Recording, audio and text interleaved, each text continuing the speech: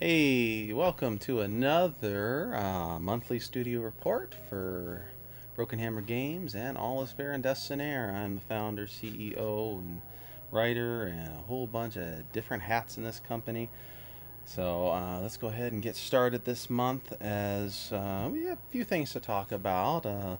Most important part is that we beat Pad. We beat Google Pad. We are now on the Google Play Store. You can find a link in the blog and it'll take you right to the Google Play Store, and we are up.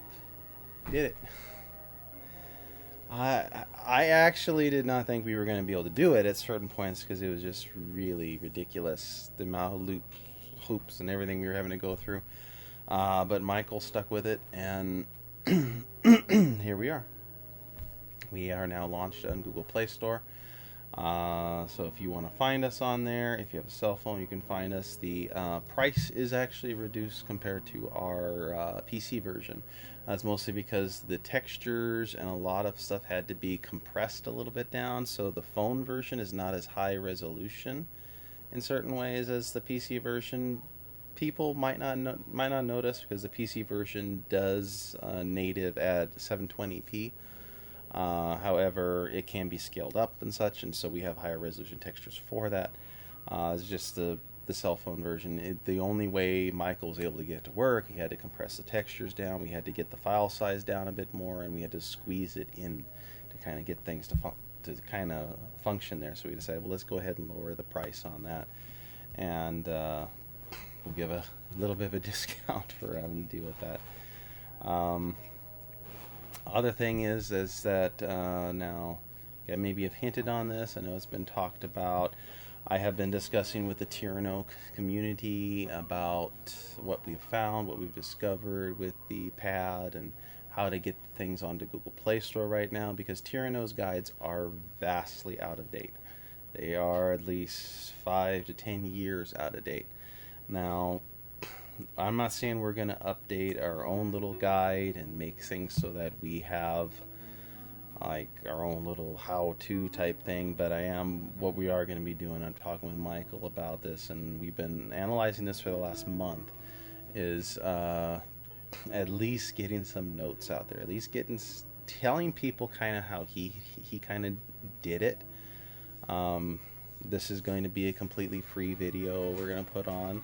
It's either a stream or something that we're going to be doing that is going to detail each and every little thing and kind of how we did it and give some tips. Hopefully this is going to be helpful for the Tyranno community. It's just something that I deemed was necessary, because when I was looking for like how to do this, how to do the pad, how to do all these things, I dug and dug and dug. Michael dug. We were just trying to find something, anything to make this work. And in the end, I found that there was some Tyranno devs that were outright saying, well, yeah, we can do this, but you have to message us privately, and then there's going to be a fee to it. So they were basically charging people to do something only because Tyranno doesn't openly do it. Tyranno doesn't openly say it. So it's like, I mean, yeah, we could do that too. I did contemplate it a little bit, because I mean that would be something we could potentially do. It would be like a side business, but at the end of the day, it's like Tyranno's in trouble to a certain extent. I mean, they have not communicated. They have not done what they used to do. They released the big 2.0 update, and then they've pretty much gone dark. We don't know why, and the life of the community, the health of the engine is at stake right now. And so by us like hiding things and keeping it obscure to stuff, it's not attracting more people to the engine. We need to attract more people to the engine so that the publisher and Tyranno is like, oh hey, maybe there is business here. There's still something here that we can develop for, and it's worthwhile. So that's why we are going to be going forward with a completely free video, completely free how-to guide. We'll put the link up in the Tyranno community, and either we're going to do it live or we're going to do it pre-recorded. I'm still working some details out with Michael on that, but that will be posted. Look for in the Tyranno community. I'll try to post it on Broken Hammer's social media stuff as well, so stay tuned for that. That's just a professional courtesy for us. And moving on, iOS, we're still kind of held up a few things on the programming side. We were hoping we would get something at least moving forward on iOS during the month of April. It just kind of wasn't working out. I am looking at, I don't know if I'm going to have to bring on somebody else that's a more advanced iOS programmer and just say, hey, help us. Here's some money. See if we can get that working. I think what we need is somebody that's experienced with what we're dealing with and knows how to get something to work, which Apple is.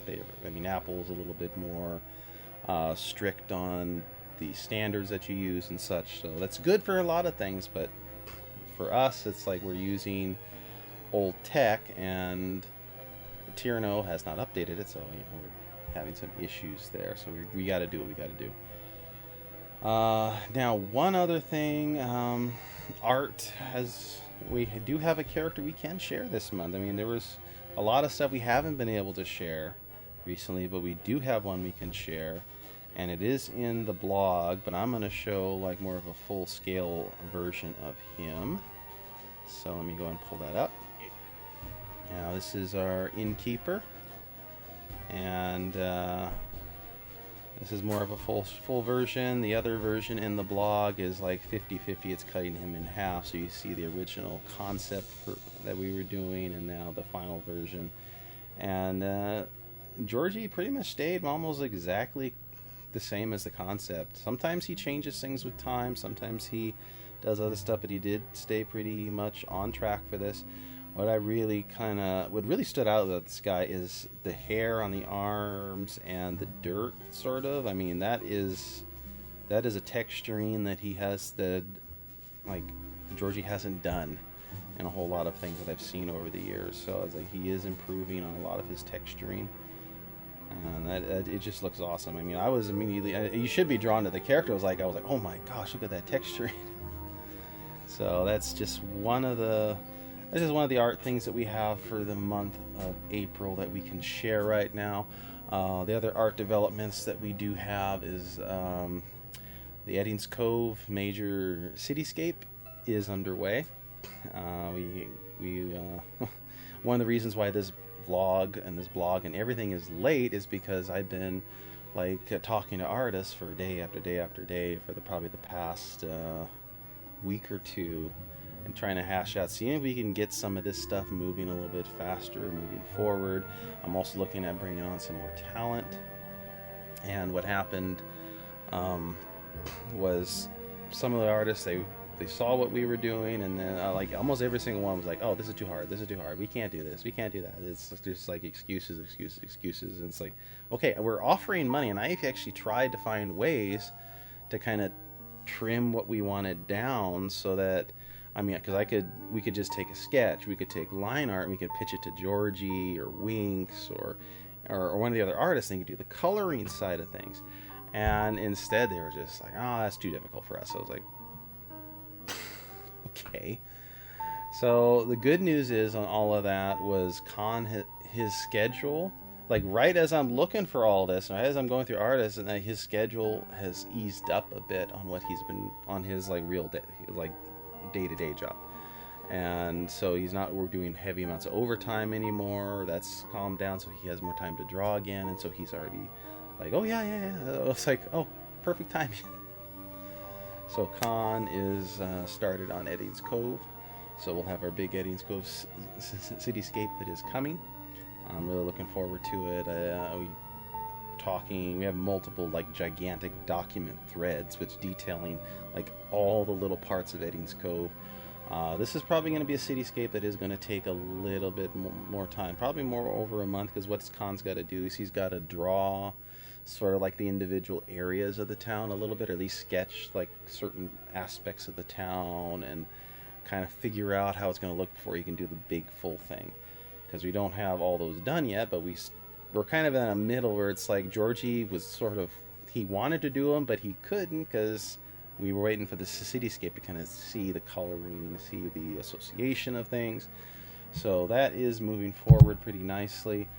However, I am still looking into Project 2 because we do need a landscape background cityscape artist for that.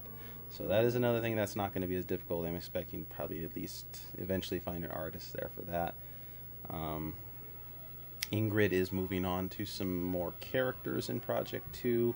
She finished the main heroine, so she moves on to the next one.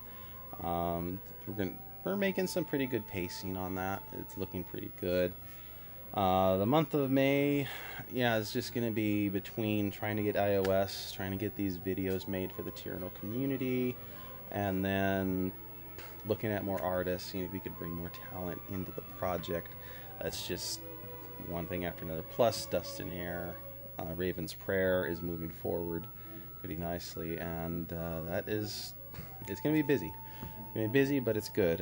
We like this kind of busy, even though this kind of pushed our report back a little bit, but it's good. It's awesome. Thanks again for joining, and hope you stick with us as we continue this journey in visual novel development on All Is Fair in Dust and Air, probably the biggest Western visual novel that's ever been attempted that nobody knows about, except us, and except you, because you're watching. So thanks for joining. See you in the skies. Johnny.